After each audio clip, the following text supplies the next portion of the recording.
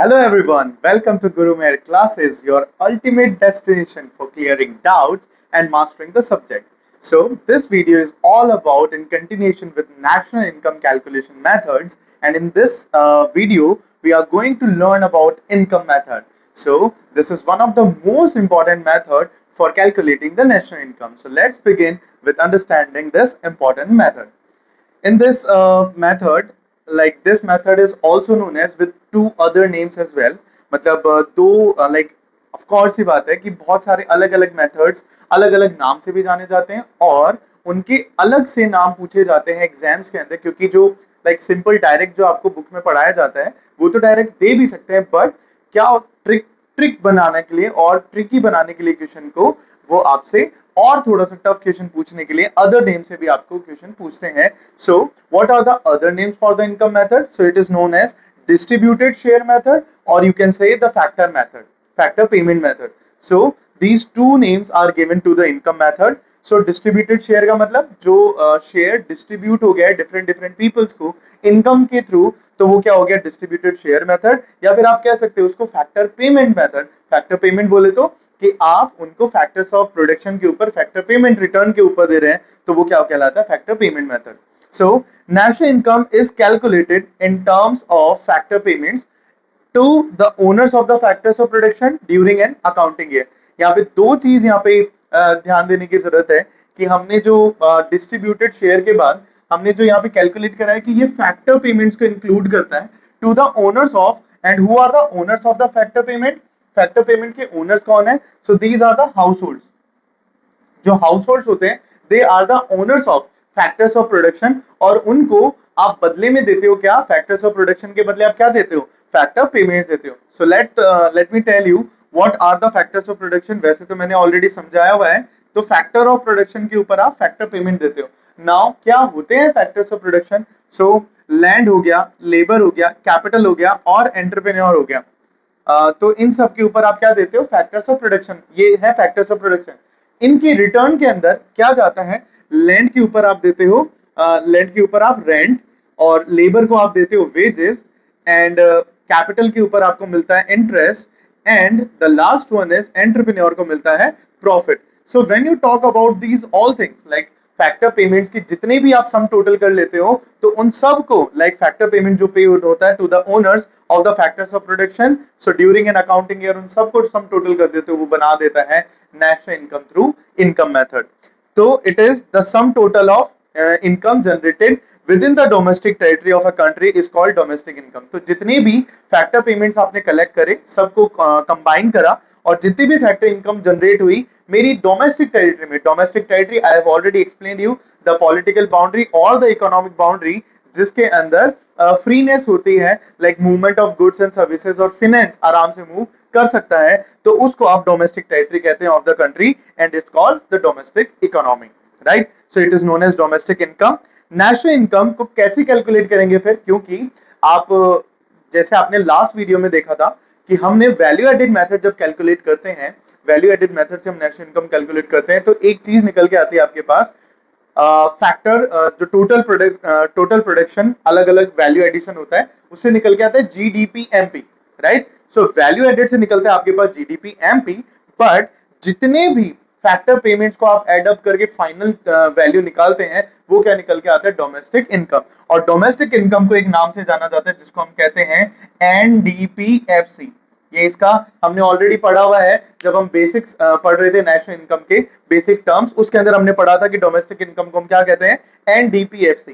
Right. क्यों? क्योंकि जितनी भी इनकम रिसीव हुई है वो टैक्स डिडक्टेड होके होती है और नेट टर्म्स में होती है, इसलिए उसको नेट डोमेस्टिक प्रोडक्टेड फैक्टर कॉस्ट कहा जाता है. सो डोमेस्टिक इनकम निकल के आती है नेशनल इनकम के अंदर. नाउ आपको डोमेस्टिक इनकम तो निकालनी नहीं, आपको निकालनी क्या थी? National income.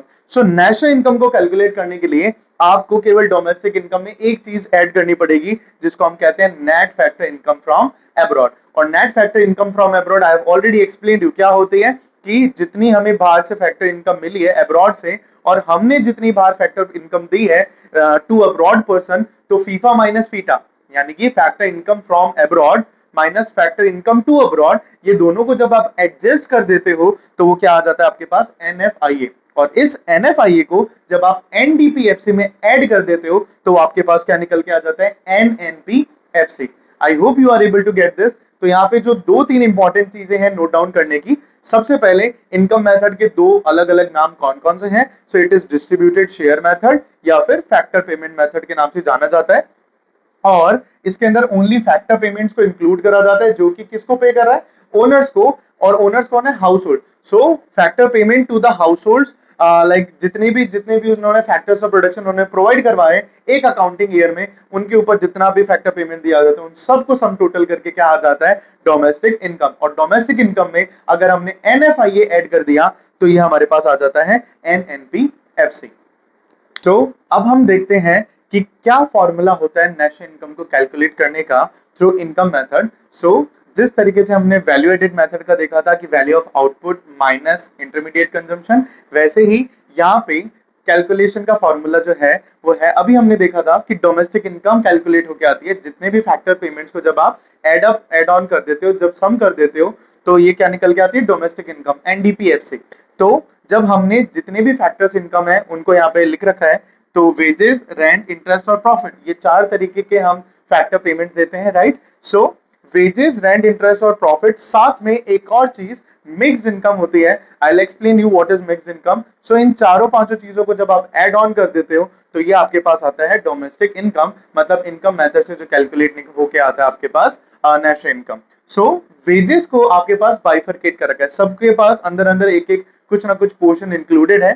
सो वेजेस के अंदर इन्होंने बाइफरकेट करा गया है कि लाइक इसको बोलते हैं कंपनसेशन ऑफ एम्प्लॉइज। वेजेस को यहाँ पे कहा जाता है COE बोले तो compensation of employees, right. So compensation of employees के अंदर क्या क्या कैसे कैसे उसको वेजेस प्रोवाइड करी जाती है। सो चार तरीके वहां पे दिए गए हैं वेजेस के अंदर, wages and salaries in cash, right. So first one is basic thing, जो आपको वेजेस और सैलरीज आपकी सर्विस के थ्रू मिलते हैं, सर्विस के बदले में मिलते हैं, वो क्या होता है, wages and salaries, the first thing, right.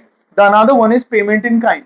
ये पेमेंट इन काइंड क्या होता है, मतलब आपको आपकी सर्विसेज के अंदर जो आप प्रोवाइड करवा रहे हो सामने वाले पर्सन को, तो वो क्या होता है, उसके बदले में आपको कुछ और चीज लाइक पेमेंट इन काइंड देता है apart from your basic salary.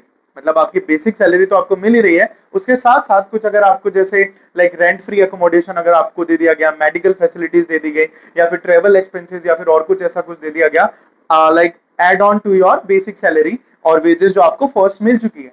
सो उसके ऊपर अगर कोई एक्सपेंसेस मिलता है तो that is known as payment in kind. Next one is employer's contribution to social security.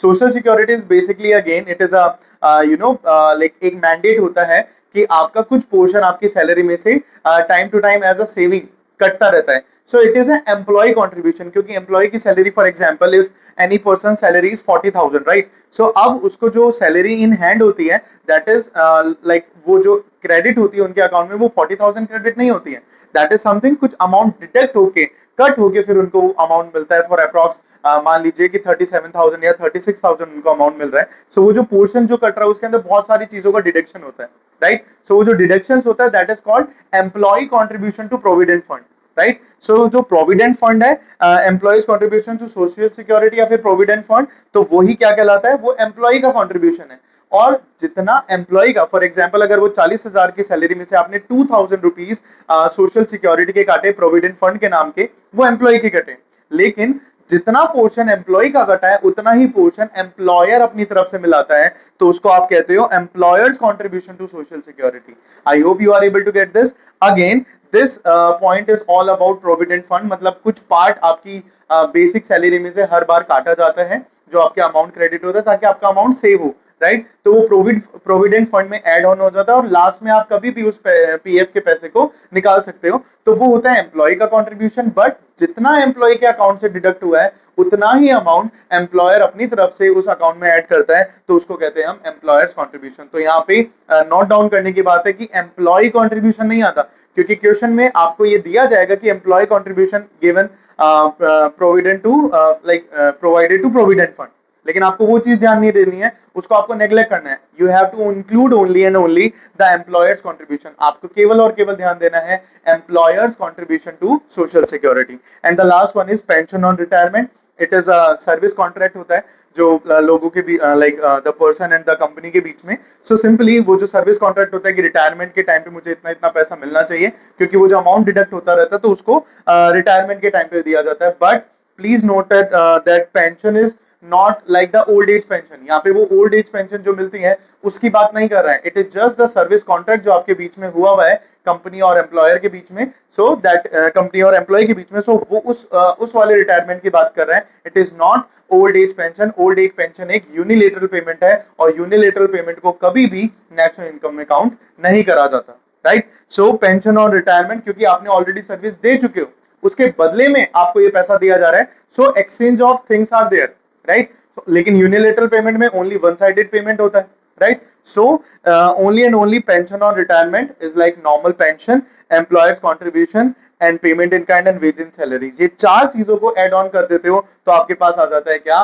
Compensation of employees, जिसको हम वेजेस के थ्रू जानते हैं. राइट. तो वेजेस के नाम पे हमें चार चीजें प्रोवाइड होती है और वेजेस का दूसरा नाम क्या है? Compensation of employees. नाउ आगे की जो तीन प्रॉफिट लाइक तीन जो आपके पास फैक्टर पेमेंट्स हैं, रेंट, इंटरेस्ट और प्रॉफिट, इसको याद करने का तरीका rest in peace, RIP. Right. So RIP, rent, interest, profit, इन तीनों को मिला के ये तीनों एक नाम से जाने जाते हैं जिसको हम कहते हैं ऑपरेटिंग सरप्लस. राइट. सो आपके पास एक हो गया है COE already, compensation of employees, एक हो गया है ऑपरेटिंग सरप्लस. ठीक है, क्योंकि ये तीनों चीजों को मिला के ऑपरेटिंग सरप्लस है. अब और लास्ट बच गया क्या? Mixed income. राइट. सो इन जब तीन चीजों को आप एड ऑन कर देते हो तो ये आपके पास आ जाता है NDPFC, मतलब डोमेस्टिक इनकम निकल के आपके पास आ जाती है. अब हम समझते हैं रेंट. तो it's just a normal thing कि आपने कोई लैंड आपने रेंट पे दे रखी है तो उसके बदले में आपको रेंट मिल रहा है. So that is to be included in national income. Interest, आपने कैपिटल एक अमाउंट है वो आपने इंटरेस्ट के ऊपर दे रखा है लोन के एज अ लोन. सो आपको इंटरेस्ट मिल रहा है तो टाइम टू टाइम आपके ऊपर जो इंटरेस्ट उस अमाउंट के ऊपर इंटरेस्ट मिल रहा है, so that is the income for you. And the last one, the profit. Profit के अंदर इन्होंने तीन चीजों में डिवाइड करा है प्रॉफिट को. First one is dividend, second one is corporate profit tax and third one is undistributed profit. आइए समझते हैं क्या है. Dividend is the amount which is to be provided on the shares. अगर कोई शेयर होल्डर है तो उसको एज अ रिटर्न आप प्रोवाइड करवाते हो डिविडेंड. राइट. सो डिविडेंड, क्योंकि प्रॉफिट ऑलरेडी इन सब में बढ़ चुका है, ऑलरेडी आप उन सबको दे चुके हो वो प्रॉफिट, तो प्रॉफिट का एक हिस्सा कहां जाएगा? डिविडेंड के अंदर, क्योंकि रिटर्न एज अ रिटर्न मिलता है. जितने भी शेयर होल्डर्स होते हैं उनको कुछ ना कुछ तो रिटर्न ऑन इन्वेस्टमेंट चाहिए. राइट. क्योंकि शेयर मतलब इन्वेस्टमेंट, और इन्वेस्टमेंट के ऊपर मिलने वाला रिटर्न क्या कहलाता है? Return on investment. तो यहाँ पे डिविडेंड है वो शेयर के ऊपर रिटर्न होता है. राइट. सो डिविडेंड जो हो गया वो क्या हो गया? First part of the profit.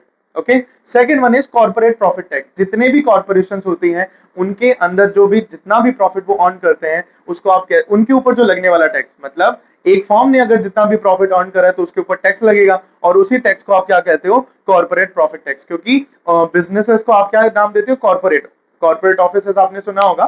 So corporate profit tax, वो टैक्स भी कैलकुलेट होता है. सो वो भी आपका काम हो गया. राइट. एंड नाउ एक प्रॉफिट, एक पार्ट और बचता है जिसको आप अनडिस्ट्रीब्यूटेड प्रॉफिट बोलते हो. अनडिस्ट्रीब्यूटेड प्रॉफिट मींस आपने कुछ अमाउंट रिजर्व करके रख रखा है, like it belongs to the employees only. क्योंकि मान लीजिए अगर आपके पास लाइक बहुत ज्यादा प्रॉफिट हो जाता है, फॉर एग्जांपल दिवाली का सीजन है और आपने बहुत अच्छी खासी अर्निंग कर ली है, बट आप क्या करते हो? वो एम्प्लॉइज को डिस्ट्रीब्यूट करने के बजाय आप उसका रिजर्व बना के रख लेते हो कि okay we can use this money in like very like unexpected situations, या फिर कोई ऐसा ऑब्सोलेंस या फिर कोई भी चीज हो जाती है अनएक्सपेक्टेड, तो उस टाइम पे उस मोमेंट पे आप इमरजेंसी के अंदर आप वो फंड यूज कर सकते हो. तो आप उसको आप क्या नाम देते हैं? Undistributed profit. सो प्रॉफिट को उन्होंने तीन पार्ट में डिवाइड करा. Dividend which is the return on shareholders, corporate profit tax which is the tax which is imposed on the corporate profits, and last one is undistributed profit, the profit which is like held as a reserve and which is not distributed among the employees. Okay, so जब इन तीन चीजों को add on कर दोगे तो profit बन जाएगा. तो सिंपल सी चीज, वेजेस के अंदर ये चार चीजों को ऐड ऑन कर दोगे तो COE बन जाएगा, compensation of employees. Interest, rent के अंदर कुछ नहीं करना, only simple rent. Interest, normal interest, आपको जो कैपिटल के ऊपर इंटरेस्ट मिल रहा है. प्रॉफिट के अंदर आपको तीन चीजों पे ध्यान देना है, डिविडेंड, कॉर्पोरेट प्रॉफिट टैक्स और अनडिस्ट्रीब्यूटेड प्रॉफिट्स. और लास्ट वन अब जो हम समझेंगे मिक्स इनकम. ये मिक्स इनकम क्या है? Mix income is the income which is like, एक एग्जांपल से मैं आपको समझाता हूँ. सिंपल सी चीज, एक सोल प्रोप्राइटर का एग्जांपल. मतलब खुद एक बिजनेस ओनर है, खुद ही वो सारी चीज को ओन करता है। जैसे वेजेस, लाइक जैसे वो लेबर है, लेबर खुद ही वो अपना काम कर रहा है, जो भी कुछ वो किसी लेबर को हायर नहीं कर रहा, तो हायर नहीं कर रहा तो उसको वेजेस नहीं देने पड़ रहे, राइट। तो जब वेजेस नहीं दे रहा तो वेजेस वो खुद को ही मिल रहे हैं। So first one is wages, उसको खुद को मिल गए। सेकंड वन, उसका खुद का पैसा यूज हो रहा है, तो खुद का पैसा यूज हो रहा है तो कैपिटल उसने बाहर से लिया नहीं कहीं से, और उसने इंटरेस्ट दिया नहीं, सो खुद को ही एज अ इंटरेस्ट उसने सेव कर लिया, सो इंटरेस्ट भी बन गया वहां पे। नेक्स्ट वन इज, आपने देखा रेंट, रेंट की हमने बात कर ली, खुद की लैंड ही वो यूज कर रहा है, राइट। अगर वो खुद की लैंड यूज कर रहा है, खुद ही की जगह पे कर रहा है, तो उसको रेंट भी नहीं देना पड़ रहा। एंड लास्ट वन प्रॉफिट, क्योंकि खुद एंटरप्रेन्योर अकेला खुद है, तो खुद ही प्रॉफिट को एंजॉय करेगा, उसको किसी को डिस्ट्रीब्यूट नहीं करना है, तो सिंपली ये चारों चीज वो खुद ओन कर रहा है। तो यहाँ पे चारों चीजों की जब इनकम का मिक्सचर है, इसलिए वहां पे बोला गया है मिक्स इनकम। इसको कहते हैं सेल्फ इनकम, मतलब जो सेल्फ जनरेटेड इनकम होती है। जैसे आपने इंप्यूटेड इनकम की बात करी थी, इंप्यूटेड कंजम्पशन की, मतलब आप खुद ही कंज्यूम कर रहे हैं खुद ही के लिए, तो वो सारी चीजें मिक्स इनकम के अंदर आ जाती है। तो चारों चीजों को जब हम कंबाइन कर देते हो, जो कि एक पर्सन खुद ही कमा रहा है सारी चीज किसी और को देने की बजाय, तो वो क्या कहलाती है? Mixed income. I hope you are able to get this. तो यहाँ पे आपने क्या करा, सीओई जो कि आपने वेजेस से निकाला, रेंट इंटरेस्ट प्रॉफिट आरआईपी से, आपने आरआईपी को क्या बोला? Operating surplus. Please note it down, क्योंकि इन तीनों को अलग अलग नाम दे बोलने की बजाय उन्होंने एक पर्टिकुलर नाम दे दिया इन तीनों को मिला के, आरआईपी को मिला के आपने बोला operating surplus. And last one is mixed income, और मिक्स्ड इनकम को COE plus OS plus mixed income बना के आपने क्या बना दिया? एनडीपीएफसी।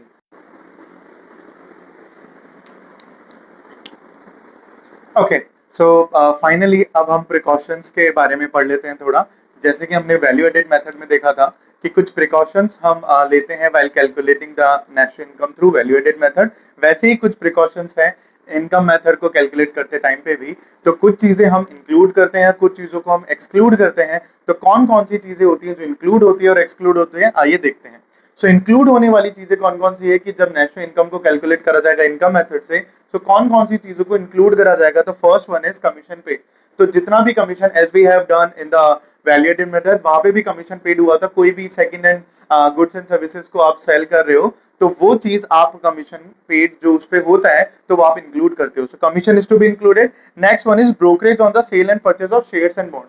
कोई भी शेयर्स और बॉन्ड्स को जब आप परचेज और सेल करते हो, तो उसके अंदर कोई भी बीच में अगर कमीशन एजेंट है या फिर कोई भी है, तो वो ब्रोकरेज चार्ज करता है। तो वो ब्रोकरेज जो मिल रहा है उसको, वो जो अमाउंट ऑफ कमीशन एक तरीके से जो मिल रहा है, वो आप यहाँ पे इंक्लूड करोगे। So two things, commission and brokerage are to be included. Next one is imputed rent. Imputed rent is something, you know, like again what we have discussed in the value added method, कि वहां पे imputed house, imputed rent of the owner, right, कि खुद का owner खुद के घर में रह रहा है, तो उसका वो रेंट पे नहीं कर रहा, तो उसके लिए imputed rent का वर्ड दिया जाता है। तो imputed rent को आप प्रिकॉशंस के अंदर जब हम ध्यान रखते हैं तो इंक्लूड करा जाता है। सो अगेन, और last one production for self consumption, कि मैं खुद के लिए जो प्रोडक्शन कर रहा हूँ और लाइक सेल्फ कंजम्पशन के लिए, उसको भी इम्प्यूटेड कहते हैं। तो इम्प्यूटेड प्रोडक्शन भी इंक्लूड होगा। सो चार चीजें जो इंक्लूड होने वाली हैं वो क्या क्या है? कमीशन, ब्रोकरेज, या फिर कोई भी लाइक इम्प्यूटेड रेंट की बात होगी या इम्प्यूटेड प्रोडक्शन की बात हो गई, वो आप इंक्लूड करने वाले हैं। Now come to the point which is not to be included, मतलब जो हमें ध्यान रखना है कि इन चीजों को एक्सक्लूड करना है। सबसे पहला है ट्रांसफर अर्निंग। ट्रांसफर अर्निंग अभी मैंने समझाया था, यूनिलेटरल पेमेंट को आप इंक्लूड नहीं करते हो। यूनिलेटरल पेमेंट बोले तो जो वन साइडेड पेमेंट होता है, जिसके बदले में आप कुछ एक्सपेक्ट नहीं करते कि वो मुझे देगा। जैसे हम कोई डोनेशन करते हैं, हम कोई चैरिटी किसी को देते हैं, तो हम बदले में कुछ एक्सपेक्ट नहीं करते कि वो हमें रिटर्न में कुछ देगा या फिर वो चीज वापस लौटाएगा। So that is called transfer earning. और ट्रांसफर अर्निंग चाहे जितनी भी गवर्नमेंट के द्वारा सब्सिडीज हो गई या फिर जितने भी लाइक ट्रांसफर्स होते हैं, वन साइडेड पेमेंट होते हैं, उनको आप ट्रांसफर अर्निंग में लेते हो। So transfer earning is not to be included. Next one, income from illegal activities. जैसे हमने वैल्यू एडेड में पढ़ा था कि इलीगल एक्टिविटी से कोई भी अगर आपको इनकम हो रही है, या फिर कोई आप ऐसा ही गैम्बलिंग करके या कुछ भी करके आप पैसा कमा रहे हो इलीगल एक्टिविटीज के थ्रू, तो वो इंक्लूड नहीं होगा। Next one is windfall gain. Windfall gain होता है एकदम से, विंडफॉल हो गया एकदम से कुछ ना कुछ प्रॉफिट आ जाना, मतलब बहुत बड़ा प्रॉफिट आपको हो गया, जैसे लॉटरी होता है या फिर कोई ऐसा लाइक आपके पास अमाउंट आ जाता है, जिसको आप क्या करते हो? इंक्लूड करते हो। लेकिन यहाँ पे नॉट टू बी इंक्लूडेड है, मतलब आप विंडफॉल गेन होगा या फिर कोई भी लॉटरी आती है या फिर बहुत बड़ा अमाउंट आता है, उसको आप एक्सक्लूड करते हो। Okay, and the last one is income tax. Income tax already tax deducted होके आया है, तो यहाँ पे आप टैक्स डिडक्ट, यहाँ पे अगर कॉर्पोरेट प्रॉफिट टैक्स होता तो वो आप इंक्लूड करते, क्योंकि आपने लिखा था वहां पे कॉर्पोरेट प्रॉफिट टैक्स। राइट अगर आपको याद हो प्रॉफिट के अंदर हमने पढ़ा था तीन चीज, dividend, corporate profit tax and undistributed reserves, right. So वो चीज इनकम टैक्स को यहाँ पे अगर बात करें तो वो आप एक्सक्लूड करोगे। So these are the precautions to be taken. और हमने इस तरीके से पूरा इनकम मेथड पढ़ लिया है। I hope you are able to understand this very like in a very good manner. और अगर आपको कोई डाउट आता है तो प्लीज आप कमेंट सेक्शन में पूछ सकते हैं। And okay, so that's it for today. And income method आज हमारा कंप्लीट हुआ है। आई होप आपको समझ में आया होगा। ऐसे ही चैनल को लाइक, शेयर और सब्सक्राइब करते रहिए, जिससे और मोटिवेशन मिले और मैं और लाइक वीडियो रिकॉर्ड करता रहूं। Thank you so much, have a good day.